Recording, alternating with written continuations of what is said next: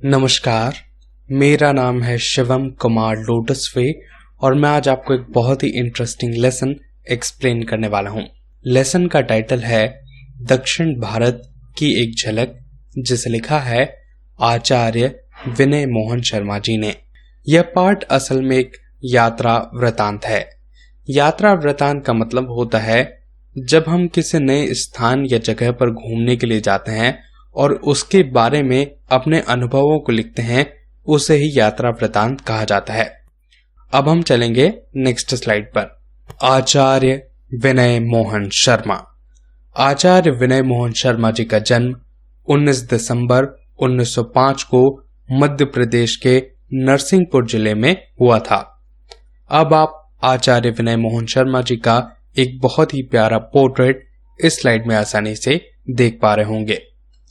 आचार्य विनय मोहन शर्मा जी ने MA, PhD, LLB की शिक्षा प्राप्त की। आप नागपुर, जबलपुर एवं कुरुक्षेत्र विश्वविद्यालय में प्रोफेसर और विभाग अध्यक्ष भी रहे। 5 अगस्त सन 1993 में आपका देहावसान हो गया। अब हम चलेंगे नेक्स्ट स्लाइड में, जहां पर हम ये जानेंगे कि साउथ इंडिया में कितने राज्य आते हैं। यह आपके सामने एक साउथ इंडिया का मैप है। इसमें मुख्य तौर पर कर्नाटका, तेलंगाना, आंध्र प्रदेश, केरला और तमिलनाडु साउथ इंडियन स्टेट्स में आते हैं। अब हम आते हैं इस लेसन पर। सन 1953 में प्रथम बार मुझे त्रावणकोर यानी कि त्रावणकोर जाते समय आंध्र प्रदेश, तमिलनाडु और केरल की एक झलक देखने को मिली। लेसन की शुरुआत लेखक एक सन को बताते हुए करते हैं और वो कहते हैं कि उन्हें पहली बार 1953 में त्रावणकोर जाते समय 3 राज्य देखने के लिए मिले, जिसमें आंध्र प्रदेश, तमिलनाडु और केरल शामिल है। अब 1953 यह साल बहुत ही ज्यादा इम्पोर्टेंट है और वह इसलिए क्योंकि इससे हमें यह मालूम पड़ता है कि 1953 में हमारा प्यारा देश भारत किस तरह का था, और इसीलिए लेखक ये बताते हैं कि जब उन्हें पहली बार दक्षिण भारत जाने का मौका मिला तो वह सन था 1953। ग्रांड ट्रंक एक्सप्रेस शाम को नागपुर आती है, रात भर मध्य प्रदेश तथा हैदराबाद की सीमा में दौड़ती रहती है और सवेरे बेजबाड़ा पहुंचती है, जो आंध्र का एक प्रमुख नगर है। अब लेखक हमें ये बताते हैं कि वह यह सफर एक ट्रेन के द्वारा कर रहे हैं, जिसका नाम है ग्रांड ट्रंक एक्सप्रेस। मैं आपको जनरल नॉलेज के लिए यहाँ पे एक बात और भी बताना चाहूंगा कि पहले नागपुर मध्य प्रदेश का एक हिस्सा था, और वे बताते हैं कि सवेरे सवेरे वह ट्रेन बेजबाड़ा पहुंचती है, जो आंध्र के प्रमुख नगरों में से एक है। यहीं से मुझे ऐसा लगा कि मानो किसी नई दुनिया में प्रवेश हो रहा है। समुद्र की लहरों को छू छू कर वायु बहने लगती है और हृदय में एक अजीब उल्लास हिलोरे लेने लगता है। कृष्णा नदी के भी यहाँ दर्शन होते हैं, जिसकी धार्मिक पवित्रता विश्रुत है। विश्रुत का मतलब होता है प्रसिद्ध या फिर फेमस। आंध्र की स्त्रियां खुली साड़ी धारण करती हैं, पुरुष भी लुंगी नहीं पहनता, उत्तरवासी की तरह धोती ही पहनता है। पीछे लांग कर छोर झंडी की तरह लहराता दिखाई देता है।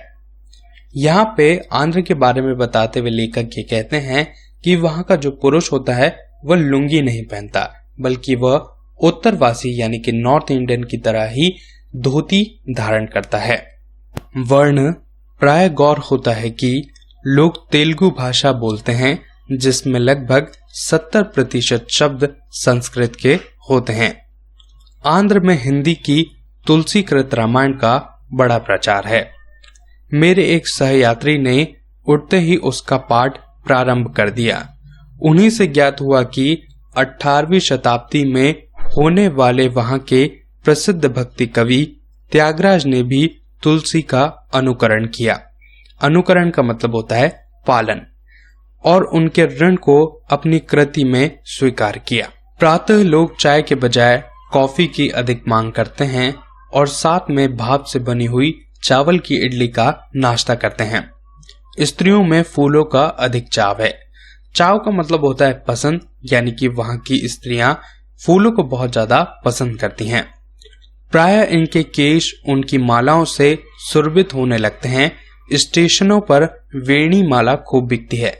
वेणी माला का मतलब होता है बालों पर जो फूलों की माला को बांधा जाता है उसे वेणी माला कहा जाता है। सामान्यतः स्त्री का प्रसाधन श्रृंगार काल संध्या है, पर वहां प्रातः से ही केश सज्जा का उपक्रम होने लगता है। यहाँ पर लेखक कहते हैं कि आमतौर पर जो लेडीज हैं वह शाम को तैयार होना पसंद करती है, लेकिन यहाँ पे कुछ उल्टा है। यहाँ पे लोग सुबह से ही अपने बालों को सजाना संवारना और सुबह से ही साज सज्जा में लग जाते हैं। आंध्र बाजू और केले के अतिरिक्त धान की उपज अधिक होती है। धान का मतलब होता है चावल। कुएं में पानी इतना ऊंचा होता है कि किसान उसमें उतरकर पानी भर लेता है। आंध्र में स्त्री पुरुषों में अधिक भावुकता पाई जाती है। तमिलनाडु के निवासियों को अपना नाडु यानी कि प्रदेश, अपनी भाषा और अपनी संस्कृति सर्वोपरि जान पड़ती है। तमिलनाडु का मतलब होता है तमिल यानी कि तमिल भाषा और नाडु का मतलब होता है प्रदेश। फिर भी वह समय की आवश्यकता के अनुरूप अपने आप को ढालने में कभी नहीं पिछड़ता, अपनी बात को बड़ी चतुराई के साथ साध लेता है। हाँ, तो हमारी गाड़ी दोपहर भर आंध्र की सीमा में दौड़ती रही। गुड्डूर के निकट तमिलनाडु में इसका प्रवेश हुआ। यहाँ भाग तमिल भाषा भाषी है। यहाँ पुरुषों की पोशाक का मतलब होता है ड्रेस में लुंगी, कुर्ता और आज की भूषण के दर्शन होते हैं और रंग में श्यामता बढ़ने लगती है। श्यामता का मतलब होता है थोड़ा जो रंग है वहां के लोगों का वो हल्का डार्क होने लगता है वेदर के कारण। स्त्रियों की वेशभूषा में विशेष अंतर नहीं है, उन्हें हरा रंग खूब भाता है। उत्तर भारत में जब भी तमिल घर बनता है तो उसकी खिड़की दरवाजों को हरे रंग से रंगना नहीं भूलता। उसकी आंखें हरियाली देखने की लोभी हैं।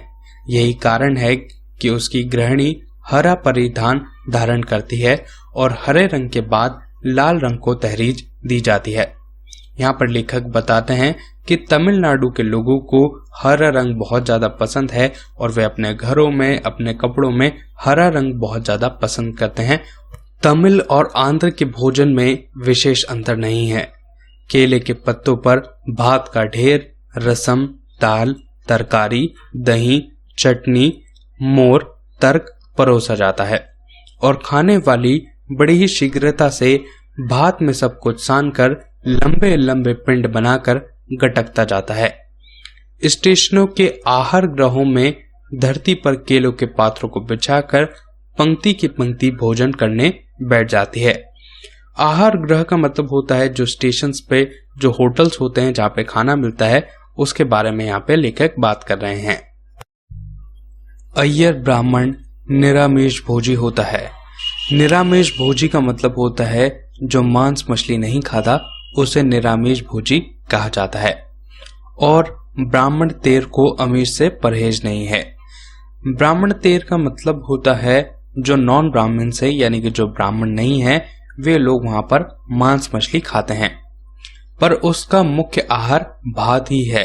भात की इडली, छोले के समान डोसा और उपमा चटनी और दही के साथ बड़े प्रेम से खाया जाते हैं। सुदूर दक्षिण में उत्तर भारत के समान तरह तरह की मिठाइयों की दुकानें नहीं है।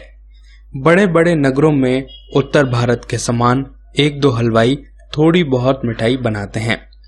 चटपटी, खारी, खट्टी चीजें दक्षिण भारतीयों को बहुत प्रिय हैं। घी की उपेक्षा नारियल के तेल का इस्तेमाल अधिक होता है, परंतु वहां के होटलों में एक बात यह देखी गई कि जब भी वे भात के ऊपर घी डालते तो वह शुद्ध ही होता है। होटल वालों की ईमानदारी बहुत ही प्रशंसनीय है। मैंने मद्रास, मथुरा, तिरुचिरापल्ली, रामेश्वरम आदि स्थानों के होटलों में भोजन किया और मुझे हर जगह शुद्ध ताजे घी का स्वाद मिला। दूध के संबंध में भी यहाँ के दुकानदार बड़े स्पष्टवादी हैं। दक्षिण के स्टेशनों पर आपकी आंखों के सामने की पाल का मतलब होता है दूध में वल्लम यानी कि पानी मिलाकर देंगे और कहेंगे कि शुद्ध दूध हम नहीं बेचते, हम कॉफी वाला दूध रखते हैं। इस व्यावसायिक ईमानदारी से ने मुझे बड़ा ही प्रभावित किया। तमिलनाडु को लांघकर जब मैंने केरल में प्रवेश किया तो सावन के अंधे को हरा ही हरा दिखने की लोकोक्ति का स्मरण हो आया। यहाँ पर एक लोकोक्ति का इस्तेमाल हो रहा है, सावन के अंधे को हरा ही हरा दिखना। इसका मतलब होता है जो आदमी सुख और वैभव में पला बड़ा होता है उसे दूसरों के कष्टों के बारे में कुछ भी मालूम नहीं होता। केरल की चिप्पा चिप्पा जमीन आबाद है, हरी भरी है, इसलिए आबादी इतनी घनी है कि वहां पैदा होने वाले लोगों को 2 से 3 बार फसलें भी काफी नहीं है। गरीब जंगल में से एक कंद को उखाड़ लाते हैं और उसे भूनकर तथा उबालकर खाते हैं। उनके साथ मछली मिला लेने से आहार पूरा हो जाता है। केरल का आहार भी आंध्र और तमिल प्रांतों के सदृश ही है। सदृश शब्द का मतलब होता है एक समान, यानी कि केरल का जो खाना होता है वह आंध्र प्रदेश और तमिलनाडु के कई सारे इलाकों से मिलता जुलता है। नारियल का देश होने से लोग इसका विभिन्न रूप से उपयोग करते हैं। जैसा कि हम सभी जानते हैं कि केरल में सबसे ज्यादा नारियल के पेड़ होते हैं, तो लेखक यहाँ पे बताते हैं कि नारियल का अलग अलग तरीके से यहाँ पर इस्तेमाल होता है। उसका पानी भी पीते हैं। गर्मी के दिनों में यह जगह जगह पर पानी बिकता है, इससे गर्मी शांत होती है। उत्तर केरल के ग्रामों में एक बार जाने का अवसर आया। वहाँ भोजन के अंत में जीरे से उबला हुआ कुनकुना पानी पीने के काम में लिया जाता है। उत्तर भारत में तो भोजन पचाने के लिए जीरे नमक का पानी हांडी में भरकर दुकानों और ठेलों पर गली गली बिकता है। वहाँ पर जीरा पानी घरेलू आहार का एक अंग है। सबसे पहले आप इस स्लाइड में एक हांडी देख सकते हैं। यह हांडी असल में मिट्टी से बनी होती है और इसकी खासियत यह होती है कि इसमें खाना नहीं जलता और स्वाद भी बहुत अच्छा आता है। तो ऐसी ही हांडियों में जो उत्तर भारत है यानी कि जो नॉर्थ इंडिया है उसमें जीरे का पानी भरकर अलग अलग जगहों पर गली गली बेचा जाता है और जीरे का पानी हमारी आंतों के लिए भी बहुत ज्यादा अच्छा होता है। त्रावणकोर केरल में प्रवेश करते ही स्त्रियों की पोशाक के रंग में अंतर दिखाई देने लगता है। यहाँ वे महाश्वेता की छवि धारण कर लेती हैं। महाश्वेता असल में सरस्वती माँ को ही कहा जाता है। उन्हें तमिलनाडु स्त्री के समान हरा लाल रंग पसंद नहीं, वे उजले रंग के वस्त्र पहनती हैं। यहाँ एक बात स्पष्ट कर दूं, इस लेख में पोशाक आदि की चर्चा नगर और ग्राम के सामूहिक जीवन को लक्ष्य करके की जा रही है।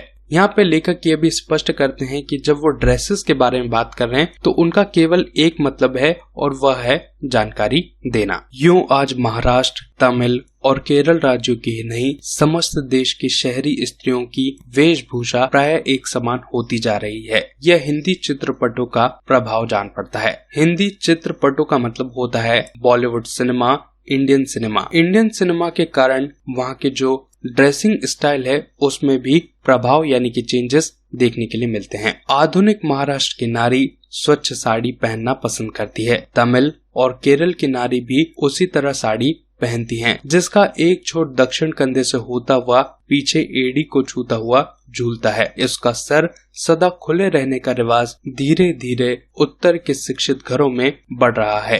वेशभूषा में नारी भारतीय एकता का प्रतीक बनती जा रही है। त्रावणकोर कोचीन में शिक्षा का प्रसार अधिक होने से जनता के रहन सहन का स्तर अपेक्षाकृत ऊंचा है। गरीबों के घर भी जो अधिकतर नारियल के विभिन्न अवयवों से बनते हैं बिल्कुल स्वच्छ रहते हैं। अवयव शब्द का मतलब होता है पार्ट्स, यानी कि जो गरीब लोग होते हैं उनके घर नारियल के पेड़ के अलग अलग पार्ट्स से बनाए जाते हैं और वह बहुत ही ज्यादा साफ होते हैं। प्रत्येक छोटे से घर के आंगन में 10-5 नारियल, 2-4 केले, कटहल के पेड़ अवश्य दिखाई देंगे। यानी कि केरल के सभी घरों में एक छोटा सा आंगन होता है जिसमें कटहल के पेड़, केले के पेड़ और नारियल के पेड़ तो जरूर होते ही हैं। उत्तर के गांव में जहां चारों ओर पुलिस से घिरे रहते हैं वहां केरल के गांव गली गली स्वच्छ झलकते हैं। पुरी शब्द का मतलब होता है कूड़ा करकट या फिर गंदगी। अक्सर हमें नॉर्थ इंडिया के कई सारे ऐसे स्टेट्स मिल जाएंगे जिनके गांव में हमें कूड़ा करकट देखने के लिए मिलता है, लेकिन वहीं जब हम केरल की बात करते हैं तो इसकी गली गली बहुत ही ज्यादा स्वच्छ दिखाई पड़ती है। वहां अधिकांश ग्राम बिजली से जगमगाते हैं। पोस्ट ऑफिस, छोटा सा दवाखाना और स्कूल के बिना तो कोई गांव बसता ही नहीं। 2-4 गांव के मध्य एक हाई स्कूल, 20-25 गांव के बीच एक कॉलेज आवश्यक समझा जाता है। और शायद यही एक कारण है कि पूरे इंडिया में केरल सबसे ज्यादा लिटरेट स्टेट है, क्योंकि वहां पर हाई स्कूल और कॉलेज की मात्रा भी ज्यादा है। वह हिंदी का इतना अधिक प्रचार है कि गांव-गांव में उसे बोलने समझने वाले स्त्री पुरुष मिल जाते हैं। केरल में तो शिक्षित परिवारों में जहां कन्या को संगीत और चित्रकारी व नृत्य आदि की शिक्षा दी जाती है, वहां अब हिंदी भी पढ़ाई जाती है। ये बहुत ही ज्यादा इंटरेस्टिंग है, क्योंकि केरल एक हिंदी स्टेट नहीं है, इसके बावजूद वहां पे हिंदी के प्रति इतना प्यार देखने के लिए मिलता है। बिना हिंदी सीखे वह सुसंस्कृत नहीं समझी जाती। विवाह के समय पिता अपने भावी दामाद या भावी समधी से कहता है कि संगीत चित्रकला के अलावा मेरी लड़की हिंदी भी जानती है। त्रावणकोर विश्वविद्यालय में प्रतिवर्ष इंटरमीडिएट में लगभग 6000 लड़के लड़कियां हिंदी लेकर परीक्षा में बैठते हैं। परीक्षा के लिए हिंदी कई वर्षों से अनिवार्य बनी हुई है। त्रिवेंद्रम से कन्याकुमारी की यात्रा बड़ी रोचक थी। त्रिवेंद्रम के बाजारों में हमको बहुत से स्त्री पुरुष नंगे पैर चलते हुए दिखाई देते हैं। इसका यह कारण है कि प्राय 12 वर्ष यहाँ पर बूंदाबांदी होती रहती है, इसलिए कीचड़ से बचने के लिए प्राकृतिक ढंग से ही नंगे पांव चलते हैं। विश्वविद्यालय के कार्य से निवृत्त होकर सबसे पहले मैंने समुद्र दर्शन की इच्छा की। प्राध्यापक चंद्रहासन और विलायुधन के साथ हम हवाई अड्डे को छूते हुए समुद्र तट पर गए। पाठ में आगे लेखक ने अपने शब्दों से हमें मानो पूरा समुद्र दर्शन करवा दिया हो। इन शब्दों को पढ़कर ऐसा लगता है कि मानो हम भी समुद्र के किनारे ही खड़े हों। देखिएगा, वहां समुद्र बड़ा ही उग्र है, खूब आवाज करता है।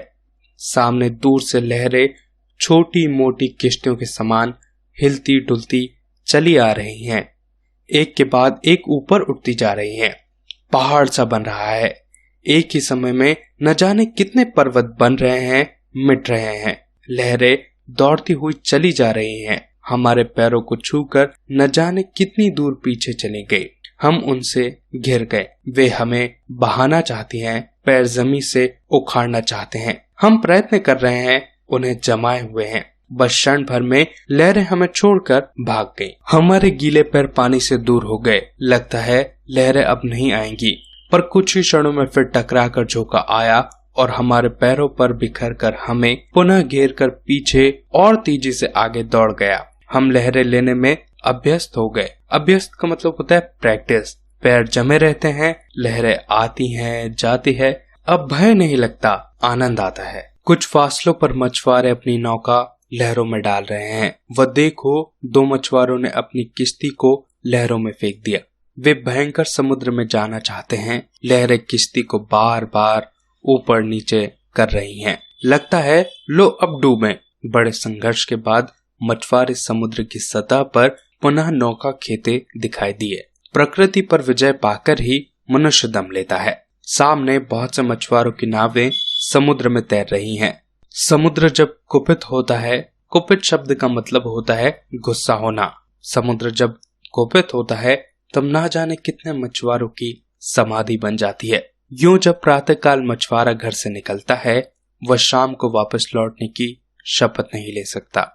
वह समुद्र के गर्भ में नियति की लहरों से खेलता है और उसके सर पर मौत बनकर नाचती रहती है। यहाँ पर लेखक हमें ये बताते हैं कि एक मछुआरे का जीवन कितना मुश्किल होता है। वो उफनते समुद्र में गोते खाता है और उसे यह भी मालूम नहीं होता कि शायद उसे मछलियां मिलेगी या फिर नहीं मिलेगी। हमेशा एक मौत उसके सर पर नाचती रहती है। समुद्र दर्शन के पश्चात हम लोग उस अजायब घर में गए। अजायब घर का मतलब होता है म्यूजियम, जहाँ समुद्र की तरह तरह की मछलियां, सर्पों, केकड़ों आदि प्राणियों को रक्षित रखा गया है। कहा जाता है कि समुद्र में यह मत्स्य संग्रहालय अपने ढंग का एक ही है। यहाँ से हम अनंत शयनम का मंदिर देखने गए। अनंत शयनम, अनंत शयनम असल में आप इस फोटोग्राफ में देख सकते हैं। यहाँ पर आपको विष्णु जी दिखाई दे रहे हैं जो कि शेषनाग पर लेटे हुए हैं। विष्णु की इस मुद्रा को अनंत शयनम कहा जाता है। मंदिर में सिला हुआ वस्त्र या जूता पहनकर जाना निषिद्ध है। महिलाओं की साड़ी, सिला हुआ वस्त्र न होने के कारण वे मंदिर में प्रवेश पा सकती हैं। मंदिर में मूर्ति की विशालता दर्शनीय थी। त्रिवेंद्रम से कन्याकुमारी तक लगातार बस्ती होने से ऐसा जान पड़ता है मानो त्रिवेंद्रम ही 50 मील तक चलता गया हो। इतनी घनी आबादी भारत के किसी भाग में नहीं। मार्ग में गाड़ी पंचर हो जाने से हम एक निकटवर्ती कुएं पर गए, जहां पर तमिल स्त्रियां ताड़ से बनी हुई बाल्टी से पानी खींच रही थी। उन्होंने हमें प्यासा अनुमान लगाकर स्वयं पानी पिलाया। उन्हें हम अजनबियों को देखकर कौतूहल होता था और हमें उनके नीचे तक लटके फटे कानों में सोने के कर्णफूल देखकर आश्चर्य होता था। कर्णफूल शब्द का मतलब है ईयररिंग्स। कान में जो बालियां पहनी जाती है उसे हम कर्णफूल कहते हैं। ऐसा जान पड़ता था कि कान अब अधिक बार नहीं सह सकेंगे, फट ही पड़ेंगे। दक्षिण में मामूली स्त्रियां सोने के आभूषण पहनती हैं। संभ्रांत परिवार की स्त्रियां हीरे, मोती, जवाहरात को काम में लाती हैं। सोना उनके लिए बहुत ही हल्की चीज है। हम सूरज डूबने से पहले कन्याकुमारी पहुंच गए। समुद्र तीर पर भव्य दृश्य देखकर मन आनंदित हो गया। 3 समुद्रों का मिलन हमारे सम्मुख हिंद महासागर, दाईं ओर अरब और बाईं ओर बंगाल की खाड़ी का जल उछल उछल कर तरंगित हो रहा था। बहुत से नर नारी समुद्र में सूर्यास्त देखने के लिए उत्सुक थे, पर बादल सूर्य को रह रहकर ढांप लेते थे। संसार में यही स्थान है जहां पर सूर्य समुद्र से डूबता है और समुद्र से ही उगता है। हम सूर्यास्त का दृश्य देखने के लिए अस्त दिशा में आंखों को गड़ाए रहे, पर बादलों ने सूर्य को अपने आंचल से मुक्त न किया। धीरे धीरे आकाश में चंद्र की रेखा चमकने लगी और बादल सूर्य को डुबोकर ही हटे। यहाँ पर लेखक ने बहुत ही खूबसूरती से सूर्यास्त के बारे में बताया है। लेखक को इस बात का भी अफसोस है कि वह सूर्यास्त को अच्छे से नहीं देख पाए। कई बार ऐसा हमारे साथ भी होता है जब हम अलग अलग जगहों पर घूमने के लिए जाते हैं और जो चीजें हम देखना चाहते हैं उन्हें हम अच्छे से नहीं देख पाते। और कुछ ऐसा ही यहाँ पर लेखक के साथ हुआ जब वे अपने दोस्तों के साथ समुद्र में सूर्यास्त देखने के लिए गए। तब वे सूर्यास्त को अच्छी तरीके से नहीं देख पाए क्योंकि बादलों ने सूर्य को घेर लिया था और सूर्य बादलों में ही डूब गया और वहीं से चंद्रमा का उदय हो गया। हालांकि वह वातावरण बहुत ही ज्यादा अच्छा था। आसपास बड़ी बड़ी ऊंची ऊंची लहरें उठ रही थी और काफी सारे लोग भी सूर्यास्त देखने के लिए वहां पर आ गए थे। आप कभी भी सूर्यास्त देखना आपको अपने आप ही अपने मन के अंदर बहुत ही ठंडक और एक अलग प्रकार का उल्लास नजर आएगा। निराश लौटकर कन्याकुमारी के मंदिर में पार्वती के दर्शन के लिए गए। यहाँ भी उघारे बदन जाना पड़ता है। यहाँ की पार्वती के संबंध में एक कथा है। जब इनका शिव से परिणय यानी कि विवाह होने वाला था, शिव जी की बारात वहां तक नहीं पहुंच पाई। कुमारी पार्वती उनकी खोज में चली गई, पर उनका पता नहीं चला।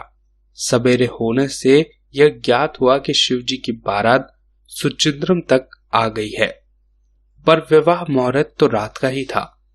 अतः पार्वती जी को उदास होकर अपने निवास स्थान पर लौट आना पड़ा और तभी से वे कन्याकुमारी कहलाकर इस मंदिर में वास करती हैं और आसपास के इलाके को कन्याकुमारी कहा जाता है। मंदिर समुद्र के किनारे है जहां समुद्र की शोभा अवर्णीय है। रात को दूर से आते हुए जहाजों का प्रकाश समुद्र पर तैरते हुए दीपक सा जान पड़ता है। कन्याकुमारी से लौटते हुए हमने सुचित्रम के भव्य मंदिर के दर्शन किए। इसका गोपुरम यानी कि मंदिर द्वार काफी ज्यादा ऊंचा है। भीतर काले पत्थर की विशाल हनुमान की मूर्ति है। यह मुख्यतः शिव मंदिर है। शिव का सजीव नादिया भी दर्शनीय है। मंदिर के प्रस्तर स्तंभ, प्रस्तर शब्द का मतलब होता है पत्थर। मंदिर के प्रस्तर स्तंभ की यह विशेषता है कि उसे हाथ से ठोकने पर धीमी सुरीली आवाज निकलती है। मानो किसी सरगम के समान। त्रिवेंद्रम, जिसे तिरुअनंतपुरम भी कहते हैं, रात को लौट आए। त्रिवेंद्रम और कन्याकुमारी के बीच की भूमि सुपारी, काजू, केला, नारियल, धान आदि से उर्वरा है। समय कम होने से मलयालम के कई साहित्यकारों से भेंट नहीं हो पाई, पर यह जानकर हर्ष हुआ कि मलयालम भाषा में तुलसीकृत रामायण का अनुवाद हो चुका है। मलयालम साहित्य में प्रगतिवाद की लहर भी है। प्रगतिवाद से यहाँ पर यह मतलब है कि मलयालम भाषा का लगातार विकास हो रहा है। दूसरे दिन विश्राम कर रात को मदुरा रवाना हो गए। मीनाक्षी का मंदिर विशेष प्रसिद्ध है। यह बहुत ही विस्तीर्ण है, जो कई गोपुरम से घिरा हुआ है।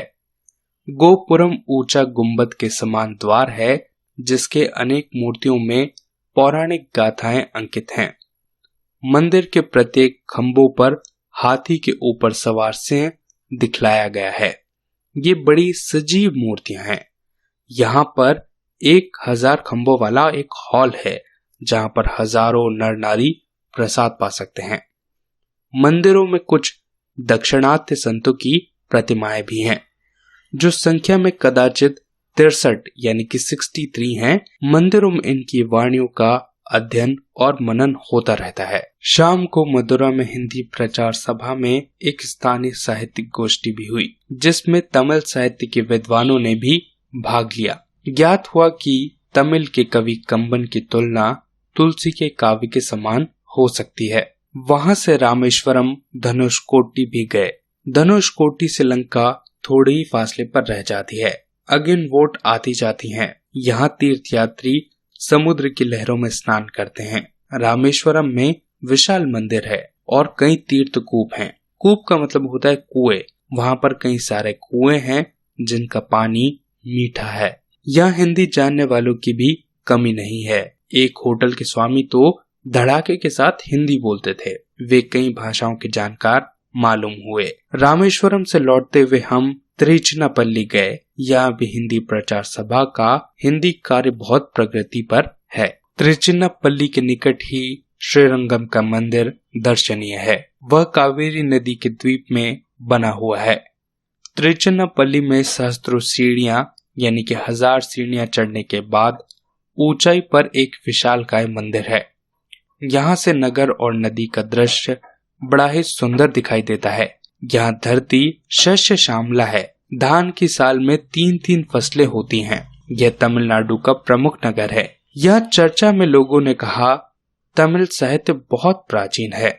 उसकी धारा अखंड रूप से चली आ रही है। संस्कृत के संपर्क में आने से इसमें संस्कृत के शब्द आ गए हैं। अवध नंदन जी तमिल भाषा, साहित्य और संस्कृत का विस्तृत इतिहास लिख रहे हैं। इन्हीं से ज्ञात हुआ कि तमिल का जो व्याकरण ईसा की 4 शताब्दी पूर्व लिखा गया था, आज तक चल रहा है। तमिल का एक ही रूप सभी जगह बोला जाता है और इसकी उपभाषाएं नहीं है। त्रिचिनापल्ली से मद्रास आए। यह हिंदी साहित्य में गति का परिचय मिलता है। यहाँ की हिंदी प्रचार सभा दक्षिण में हिंदी को प्रमुख विद्यापीठ का रूप प्रदान कर रही है। यहाँ से हिंदी के कई 100 अध्यापक अध्यापिकाएं प्रतिवर्ष शिक्षा ग्रहण कर दक्षिण के अनेक शालाओं तथा विश्वविद्यालय के कॉलेजों में हिंदी अध्यापन का कार्य कर रहे हैं। महात्मा जी ने जब मद्रास में हिंदी प्रचार की नींव रखी, तब ऋषिकेश के साथ साथ रघुवर दयाल जी, जो यहाँ के हिंदी प्रेमी जन हैं, वे सभी सभा में पहुंचे। तब से आज तक वे हिंदी को राष्ट्रभाषा का अंग मानकर इस सभा में कार्य कर रहे हैं। दक्षिण भारत में कई अहिंदी भाषा भाषी सज्जन हिंदी की बड़ी सेवा कर रहे हैं। रघुवर दयाल मिश्र ने बतलाया कि तंजौर पुस्तकालय में मणि प्रवाल शैली में लिखित बहुत पुराना हस्तलिखित ग्रंथ है। मणि प्रवाल, यह एक शब्द यहाँ पर आ रहा है। हम पहले इसके बारे में जानेंगे। मणि का मतलब होता है डायमंड, या फिर हम इसे नगीना भी कहते हैं, और प्रवाल शब्द का मतलब होता है कोरल। समुद्र में जो तट पर जो चट्टानें होती है उसे प्रवाल कहा जाता है। तो इसी के बारे में एक हाथों द्वारा लिखित एक ग्रंथ है, जो कि बहुत ज्यादा पुराना है और तंजौर पुस्तकालय में वह रखा गया है। उसी के बारे में यहाँ पर लेखक बात कर रहे हैं, जिसमें अन्य भाषाओं के साथ साथ हिंदी में भी रचनाएं हैं। मद्रास में अडियार पुस्तकालय काफी संपन्न है। यहाँ का जग प्रसिद्ध वट वृक्ष दर्शनीय है।